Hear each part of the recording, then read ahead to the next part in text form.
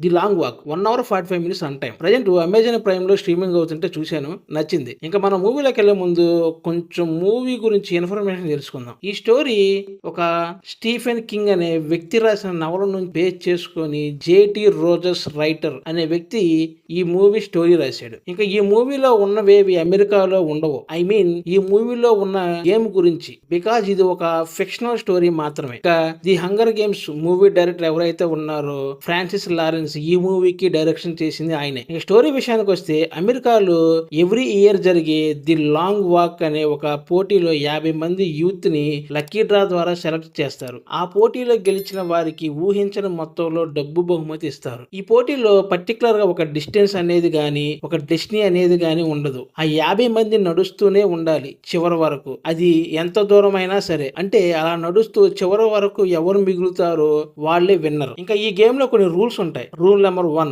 Road దిగకూడదు, road మీద నడవాలి. Number 2, గంటకు 4 మైళ్ళు అంటే 6.4 కిలోమీటర్స్ నడవాలి మినిమం గంటకు. థర్డ్ రూల్, ఎవరైనా ఆ స్పీడ్ తగ్గించినా కింద పడినా లేదా నడవడం ఆపినా కానీ వాళ్ళకి ఒక వార్నింగ్ ఇస్తారు. అంటే ఈచ్ పర్సన్ కి 3 వార్నింగ్ ఛాన్సెస్ ఉంటాయి. 4 రూల్ వచ్చేసరికి వాళ్ళు ఒక 1 అవర్ ఆగకుండా చెప్పిన స్పీడ్ మెయింటైన్ చేస్తూ నడిస్తే అంతకు ముందు వచ్చిన ఒక వార్నింగ్ పోతుంది. ఒక వ్యక్తికి 3 ఛాన్సెస్ అయిపోయినా 4వ వార్నింగ్ వస్తే అక్కడే ఉన్న సైనికులు అతన్ని కాల్చి చంపేస్తారు. ఇంకా ఈ మూవీలో మన హీరో రే గ్యారటీ మరి తను ఆ రేస్ లో బయటపడ్డా లేదా, మరి ఆ రేస్ లో గెలిచింది ఎవరు అన్నది మిగతా స్టోరీ. ఇంకా ప్లస్ పాయింట్ విషయానికి వస్తే ఈ మూవీకి స్ట్రాంగ్ సోర్స్ మెటీరియల్ అంటే తీసుకున్న స్టోరీ. స్టీఫెన్ కింగ్ రాసిన గ్రిప్పింగ్ నవల్లో ఇది ఒకటి. ఇంకా బ్రతకాలంటే ఈ రేస్ లో గెలవాలి. ఇలా వెళ్ళి ఆ స్క్రీన్ ప్లే చూస్తుంటే ఆడియన్స్ కి అసలు ఏం జరగబోతుంది అనే టెన్షన్ బిల్డ్ అవుతుంది ఫస్ట్. తర్వాత ఇంకా ఆ రేస్ లో ఫ్రెండ్స్ అవ్వడం, వాళ్ళు చనిపోతున్నప్పుడు మిగతా వాళ్ళలో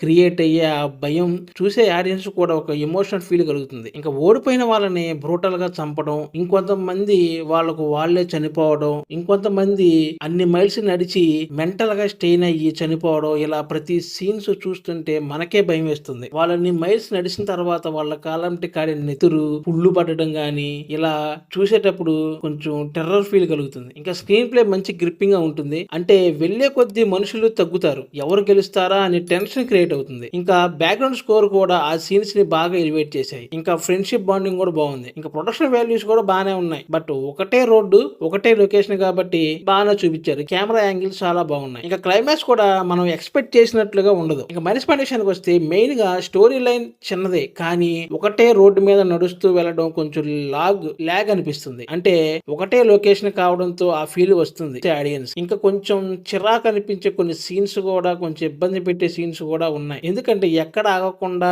నడవాలి అనే రూల్ ఉండటం వల్ల వాళ్ళు నడుస్తూనే టాయిలెట్ పోయటం గానీ బాత్రూమ్కి వెళ్ళడం గానీ ఇటువంటి సీన్స్ కొంచెం ఇబ్బంది పెట్టేలాగే ఉన్నాయి. ఇంకా ఫైనల్ గా మూవీ చేసేటప్పుడు నాకు స్క్వాడ్ గేమ్ మూవీ షేడ్స్ గుర్తొచ్చాయి. అది కూడా ఒక గేమ్ కాన్సెప్ట్ మూవీ కాబట్టి. ఇంకా ఓవరాల్ గా గ్రిప్పింగ్ నరేషన్ తో టెన్షన్ క్రియేట్ చేస్తూ బాగుంది. ఒకసారి ట్రై చేయండి. ఇంకా ఫైనల్ గా ఈ మూవీకి నా రేటింగ్ 2.5/5. Thanks for watching.